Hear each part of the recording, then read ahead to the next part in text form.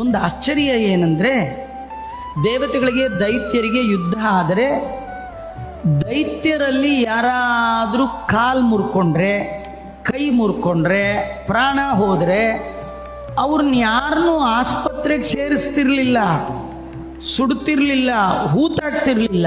ಮತ್ತೇನು ಮಾಡ್ತಿದ್ರು ಅಂದರೆ, ಈ ಸೂರ್ಯ ಮುಳುಗೋ ಟೈಮ್ಗೆ ಯುದ್ಧ ನಿಲ್ಲೋದು.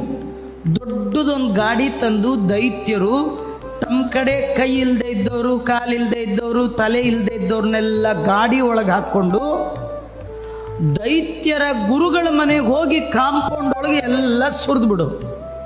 ಒಬ್ಬನು ಕೈ ಇಲ್ಲ, ಒಬ್ಬನು ಇಂಥ ಶಿಷ್ಯರ್ರಿ ಎಲ್ಲ ಗುರುಗಳ ಮನೇಲಿ ಡಂಪ್ ಮಾಡಿಬಿಡು. ಈ ಗುರುಗಳು ಯಾರು? ಶುಕ್ರಾಚಾರ್ಯರು. ಅಯ್ಯೋ ಅಯ್ಯೋ, ಭಾರಿ ಫೇಮಸ್ ಅವ್ರು ಏನು ಸ್ಪೆಷಲ್ ಅಂದರೆ, ರಾತ್ರಿ ಮಲಗಿರೋರು, ಯಾವಾಗಲೂ ಇವ್ರು ಮಿಡ್ ನೈಟು 12 ತಂದು ಎಲ್ಲ ಬಾಡಿಗಳನ್ನ ಒಳಗೆ ಹಾಕಿರೋರು. ಈ ಆಚಾರ ಬೆಳಗಾಗಿ ಎದ್ದು ಹಾಸಿಗೆಯಿಂದ ಎದ್ದು ಬಂದು ಕಣ್ಣು ಉಜ್ಕೊಂಡು ಹೀಗೆ ನೋಡಿಬಿಟ್ರೆ ಸಾಕಂತ. ಕೈ ಇಲ್ಲದೆ ಇದ್ದವನು ಕೈ ಬರೋದು, ಕಾಲಿಲ್ಲದೆ. ಅಷ್ಟೇ ಅಲ್ಲ, ಸತ್ತೋದವ್ರು ಬದುಕ್ಬಿಡೋರು. ನಮ್ಮಲ್ಲಿ ನೋಡಿದ್ರೆ ಬದುಕಿರೋರೇ ಸತ್ತೋಗ್ಬಿಡ್ತಾರೆ, ಇಂಥವ್ರು ಸಿಗ್ತಾರೆ.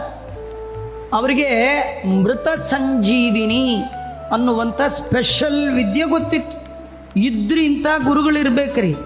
ಎಂಥ ಗುರುಗಳು ಅಂದರೆ, ಸತ್ತ ಬಲಿಯನ್ನ ಮತ್ತೆ ಬದುಕಿಸಿದ ಮಹಾನ್ ಗುರುಗಳು ಶುಕ್ರಾಚಾರ್ಯ.